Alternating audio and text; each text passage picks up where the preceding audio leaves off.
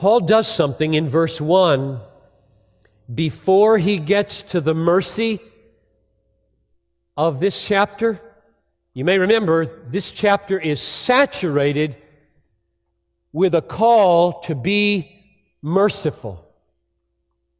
Show mercy with cheerfulness. Let love be genuine. Give to the saints. Bless those who persecute you. Weep with those who weep. Associate with the lowly. Repay no one evil for evil. Never avenge yourselves. If your enemy is hungry, give him something to eat. If he's thirsty, give him drink. This chapter is saturated with, come on now, Christianity means a merciful lifestyle.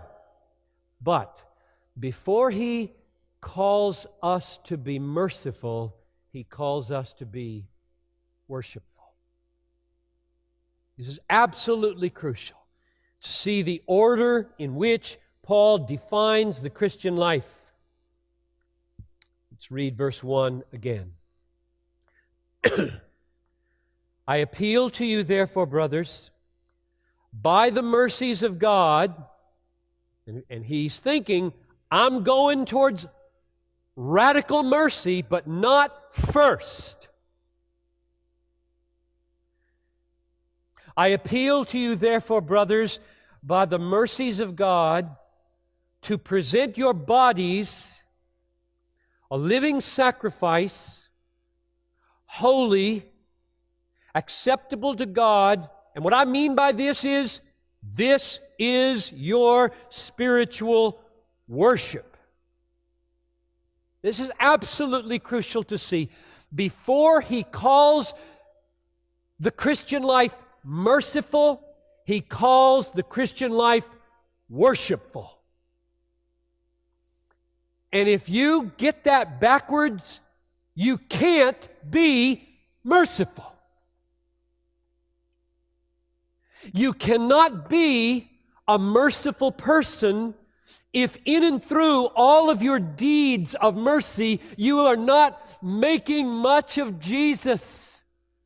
Because in the end, the bottom line need of every human in the world, whether you're going to Senegal or Mexico or Romania or wherever, the bottom line need is mercy from God through Jesus. And if you are not making much of that, delighting in that, treasuring that in your acts of mercy with a design to display that in order that they may come to taste it and live in it, you're not a merciful person. It is not merciful to make people more comfortable on the way to hell without a design in your mind that the comfort you are providing as a nurse or a doctor or a bricklayer building a church, that the mercy you are providing is designed to display Jesus to them. If Jesus and worshiping Him is not the source and the goal, you're not a merciful person. You're putting a Band-Aid on a cancer, and nobody's going to call that mercy.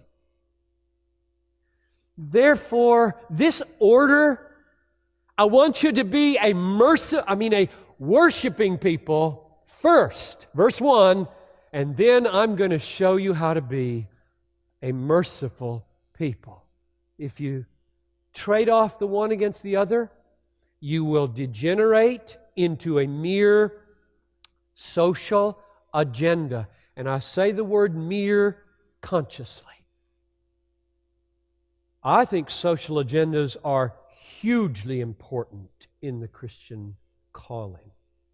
But mere social agendas that are not rooted in worshiping God as the most valuable treasure in the universe and designed to display God through the agenda with words to interpret the agenda, that is not a merciful lifestyle. And so we have hit upon something tremendously important here. We must be a worshiping people in order to be a merciful people.